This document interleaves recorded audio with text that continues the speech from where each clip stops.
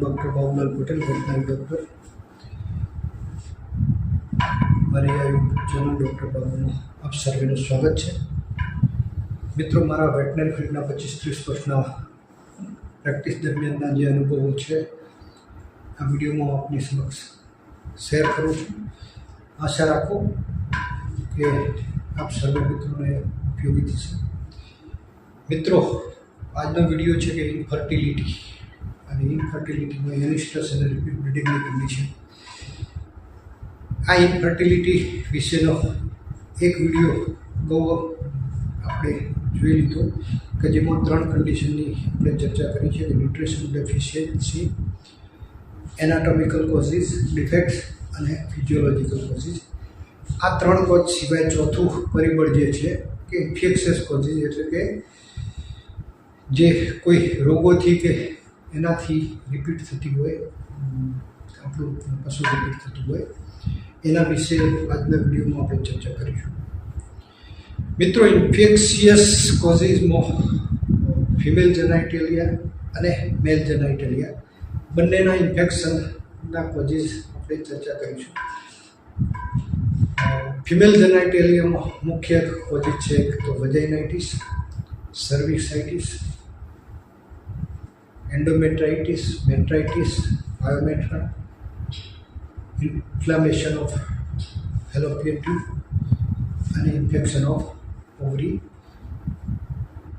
એ સિવાય જે 3 જે ઇન્ફેક્શિયસ ડિસીઝ છે, ટ્રાઇકોમોનિયાસિસ, વિબ્રિયોસિસ અને બ્રુસેલોસિસ।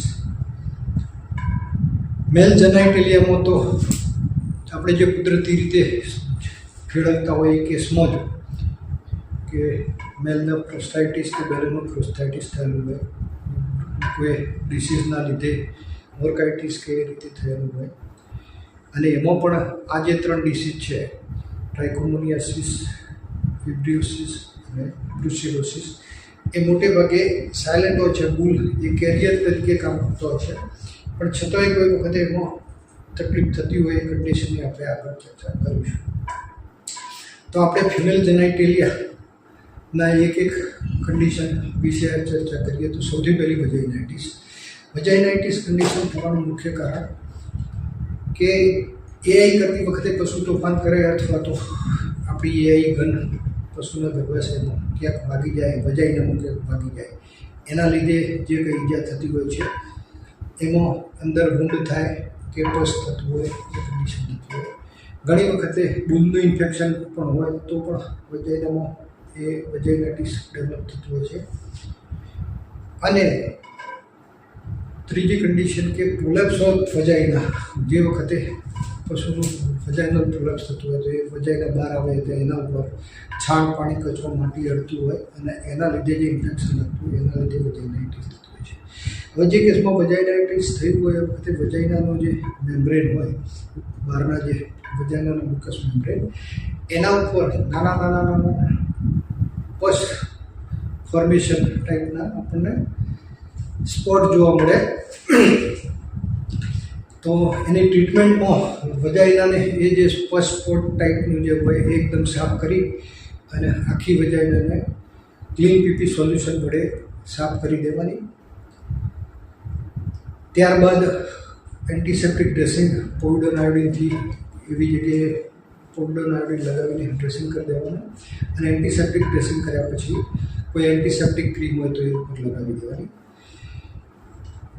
ફોલોઅપમાં 3 એન્ટીબાયોટિક આપવાનું આપણે રાખવું પડે કે એ કેસમાં બેન્ઝાઇન પેનિસિલિન જેવું 3 ગ્રામ બેન્ઝાઇન પેનિસિલિન 3 ગ્રામ ઇન્જેક્શન 3 થી 5 દિવસ આપી શકીએ, અથવા તો ઇમનની ટેબ્લેટ આવે છે સિપ્રોફ્લોક્સાસિન ટેબ્લેટ 500 મિલીગ્રામની, એ 3 થી 5 ટેબ્લેટ જરૂરિયાત મુજબ એના બોડી વેઇટના આધારે સવાર સાંજ 2 ટાઈમ આપી શકીએ તો વજાઇનાઇટિસનો કે વજાઇનાના ઇન્ફેક્શનનો પ્રોબ્લેમ આરામથી સોલ્વ થઈ જશે।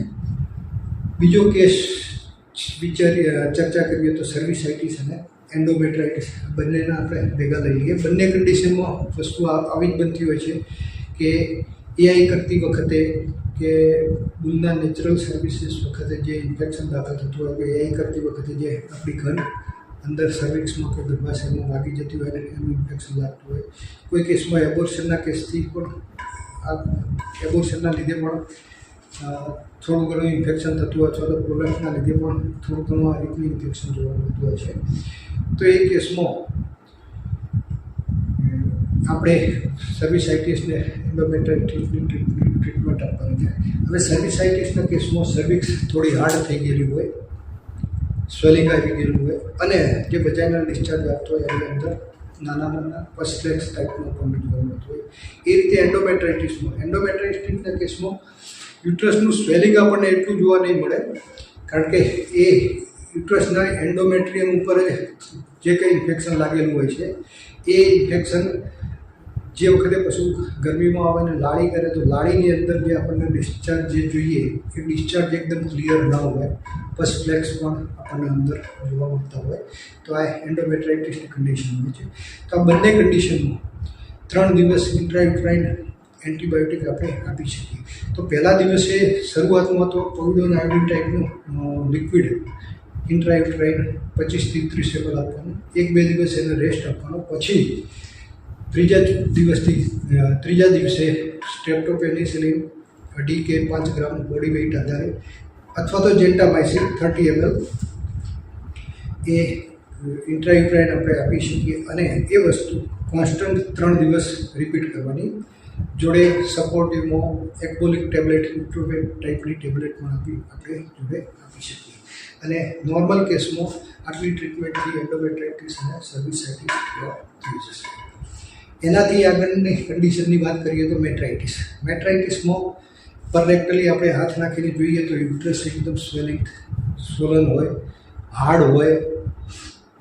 આપણે હાથથી યુટ્રસ પકડીએ તો એ વખતે યુટ્રસના બંને હોર્ન પણ એકદમ થોડા કડક થયેલા હોય તે આપણે પાલ્પેટ કરી શકીએ છીએ. તો એ કન્ડિશનમાં ટ્રીટમેન્ટ થોડી સ્પેશિયલ આપવાની થાય. અને આ કન્ડિશન થવાનું મુખ્ય કારણ હોય છે કે જ્યારે પશુ કોઈ વખતે એબોર્શન થયું હોય અથવા તો પ્રોલેપ્સ થયું હોય અથવા તો નેચરલ સર્વિસીસમાં બુલનું ઇન્ફેક્શન ટ્રાન્સમિટ થયું હોય. કોઈ કેસમાં પીઆઈ વખતે પણ આ ઇન્ફેક્શન લાગતું હોય અને એ કેસમાં મેટ્રાઇટિસ થતું હોય. તો મેટ્રાઇટિસની કન્ડિશનમાં પણ આપણે શરૂઆતના પહેલા દિવસે ટ્રીટમેન્ટ આપવાની હોય તો પહેલા દિવસે પોવિડોન આયોડિન 25 થી 30 ml ઇન્ટ્રાયુટ્રાઇન નાખીશું. પછી 1-2 દિવસ રેસ્ટ આપ્યા પછી 3-4 દિવસેથી સ્ટ્રેપ્ટોપેનિસિલિન કે ડીસી ઇન્જેક્શન 2 થી 5 ગ્રામ જે પ્રમાણે બોડી વેઇટ હોય અને એની જરૂરિયાત હોય એ પ્રમાણે આપી શકાય. અને એ ઇન્જેક્શન કોન્સ્ટન્ટ 3 દિવસ ફરજિયાતપણે આપવાનું. બીજી દવા જે છે કે લિવોફ્લોક્સાસિન વિથ ટિનિડાઝોલ અથવા તો લિવોફ્લોક્સાસિન વિથ ઓર્નેડાઝોલ જે સોલ્યુશન આવે છે એ સોલ્યુશન 60 ml પાઉચ આવે છે. એ પાઉચ આપણે ઇન્ટ્રાયુટ્રાઇન ઓલ્ટરનેટ ડે 3 વખત આપણે આપી શકીએ. જોડે એક્બોલિક ટેબ્લેટ ઇન્ટ્રોવેટ જરૂરિયાત પ્રમાણે સવાર સાંજ 10 થી 15 ટેબ્લેટ અને 8 થી 10 દિવસ માટે એને આપવાની. તો આ કન્ડિશનમાં મેટ્રાઇટિસ લગભગ સોલ્વ થઈ જાય છે.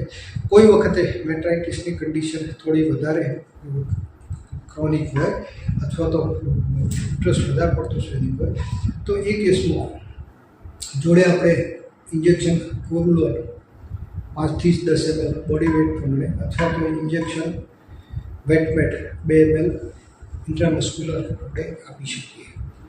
તો મિત્રો આ વાત કરીએ આપણે મેટ્રાઇટિસની. હવે આગળનો સ્ટેપમાં બાયોમેટ્રાની વાત કરીએ. એ બાયોમેટ્રાની કન્ડિશન બધા કરતાં થોડી અલગ હોય છે કે બાયોમેટ્રા ક્યારે ડેવલપ થતું હોય કે જે જાનવર એબોર્શન થઈ ગયું હોય, એબોર્શન થઈ ગયા પછી અંદરનો ડિસ્ચાર્જ પૂરેપૂરો બહાર ના નીકળ્યો હોય, અંદરનો પ્લેસેન્ટા બધો અંદરના અંદર કવાઈ ગયો હોય અને અંદર રહી જતું હોય.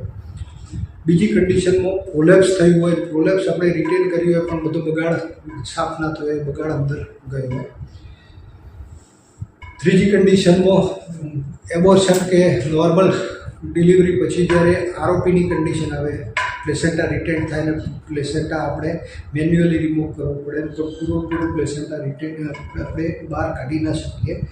તો એ કન્ડિશનમાં ઘણી વખતે પાયોમેટ્રા ડેવલપ થતું હોય છે. અને પાયોમેટ્રા ડેવલપ થાય એ વખતે યુટ્રસ એકદમ એલાર્જ થઈ ગયેલું હોય, જાનવર અતિશય જોર કરતું હોય, જે વખતે બેસે કે ઊભે પેશાબ પર પોટલો કરતું હોય, તો એમાંથી ફર્સ્ટ ડિસ્ચાર્જ આપણને બહાર ક્લિયર કટ દેખાય.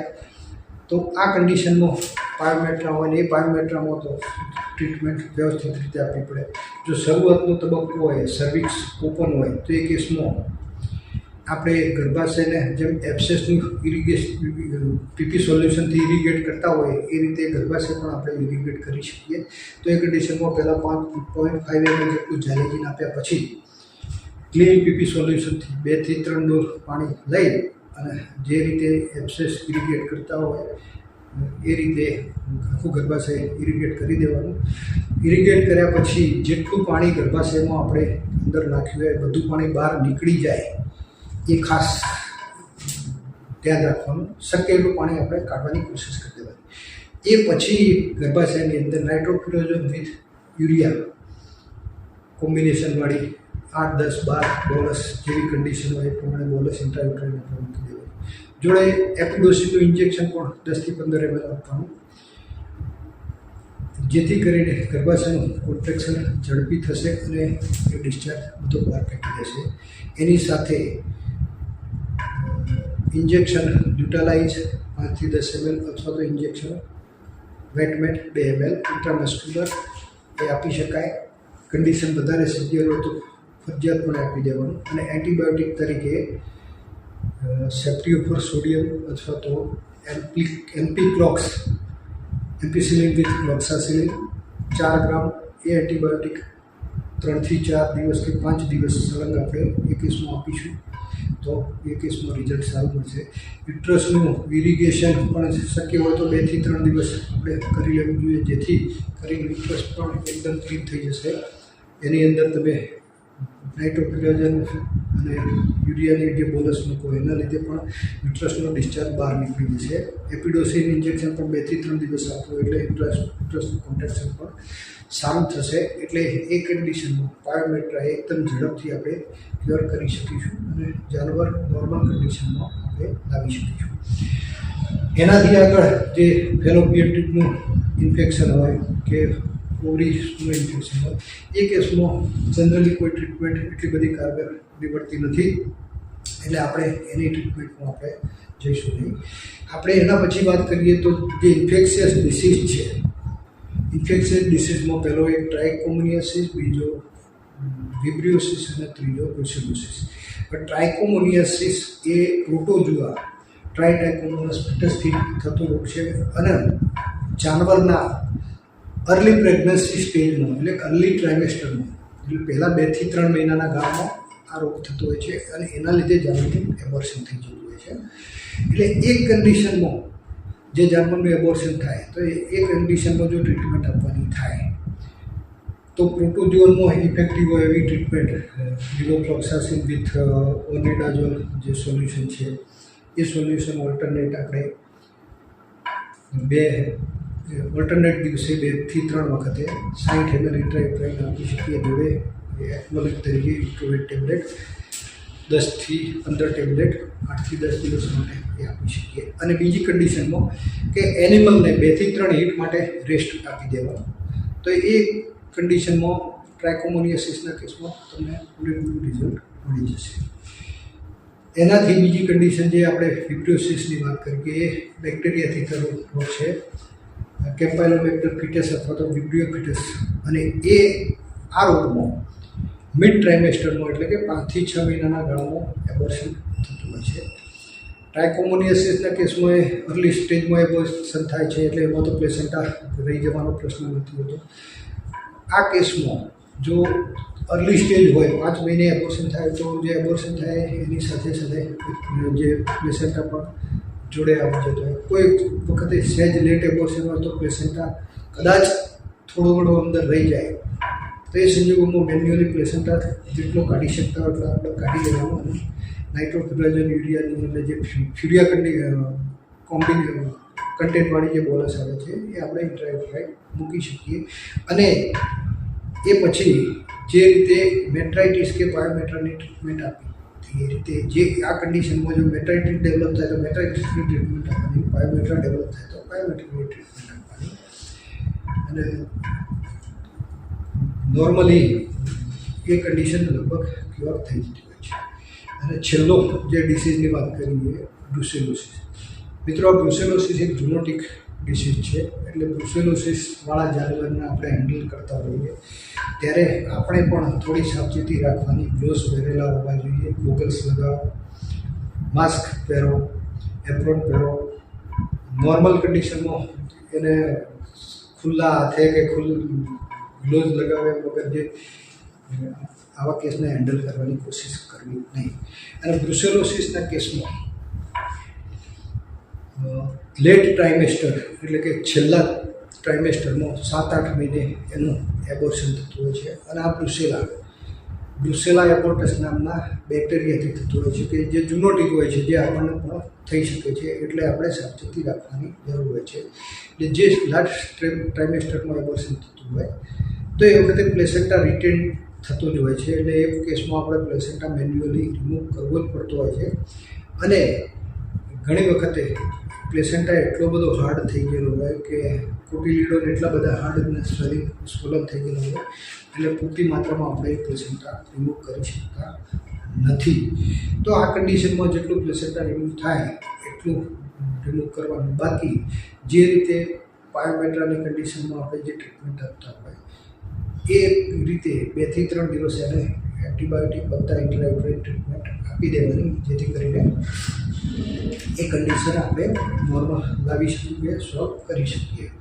તો મિત્રો, આ જે ઇન્ફેક્શિયસ ડિસીઝની વાત કરી અને નોર્મલ જે બીજી કન્ડિશનની ફિમેલ જેનાઇટેલિયાની વાત કરીએ એ પ્રમાણે મેલ જેનાઇટેલિયામાં પણ પ્રોસ્ટાઇટિસ કે બેલેનોપ્રોસ્ટાઇટિસ કે ઓર્કાઇટિસ થવાના ચાન્સીસ રહેતા હોય છે. પણ એમાં સ્પેશિયલ કોઈ આપણે ટ્રીટમેન્ટ આપતા નથી. જો આપણે આપણા ફાર્મ માટે કંઈ ફૂલ સ્પેશિયલી રાખતા હોય તો એને નિયમિત અંતરે એન્ટિસેપ્ટિક સોલ્યુશન, ડેટોલ જેવો સોલ્યુશનથી ડિફ્યુઝલ વોશ આપણે આપી શકીએ. અને બાકી તો ટ્રાયકોમોનિયાસિસ કે વિબ્રિયોસિસ કે બ્રુસેલોસિસ માટે એ બુલ કેરિયરનું જ કામ કરતા હોય છે. સિમ્ટમ ભાગ્યે ડેવલપ થતા હોય છે. અને જે કેસમાં સિમ્ટમ ડેવલપ થાય એ કેસમાં ટ્રીટમેન્ટ આપ્યા વગર એ બુલને ડિસ્કાર્ડ કરવો અથવા તો બદલવો વધારે ઉચિત લાગે છે. એટલે આ કેસમાં ટ્રીટમેન્ટની આપણે બહુ કરતા નથી. પણ જો માઇલ્ડ ઇન્ફેક્શન હોય એ કેસમાં ડિફ્યુઝલ વોશ આપ્યા પછી એન્ટીબાયોટિકમાં બેન્ઝાઇલ પેનિસિલિન 3 ગ્રામ 3 થી 4-5 દિવસ એ આપી શકીએ. અથવા તો હ્યુમનની જે સિપ્રોફ્લોક્સાસિન ટેબ્લેટ આવે છે એ ટેબ્લેટ 3 થી 5 tablet depending upon body weight અને 5 થી 10 દિવસ માટે આપી શકીએ. તો મિત્રો, આ વાત કરીએ આપણે મેલ ફિમેલ જેનાઇટેલિયાના જે ઇન્ફેક્શિયસ કોઝિસ ઇનફર્ટિલિટી માટે જે કોઝિસ જવાબદાર છે. તો મિત્રો, ઇનફર્ટિલિટી માટેનો જે 3 કારણો પછી આજે આપણે ચોથું કારણ પણ જાણી લીધું. હવે એક કારણ હોર્મોનલ ઇમ્બેલેન્સ જે છે એના માટે આપણે અલગ વિડીયોમાં ચર્ચા કરીશું. તો ત્યાં સુધી મિત્રો રાહ જુઓ બીજો વિડીયો આવે ત્યાં સુધી. આભાર મિત્રો. આ વિડીયો આપને કેવો લાગ્યો, સારો લાગ્યો હોય તો બીજા મિત્રો સાથે પણ શેર કરજો. મારી આ ચેનલને સબસ્ક્રાઈબ પણ કરજો અને આવા વિડીયો જોતા રહેવા માટે આ ચેનલનું નોટિફિકેશન બટન દબાવતા રહેજો. આભાર મિત્રો. ફરીથી મળીએ.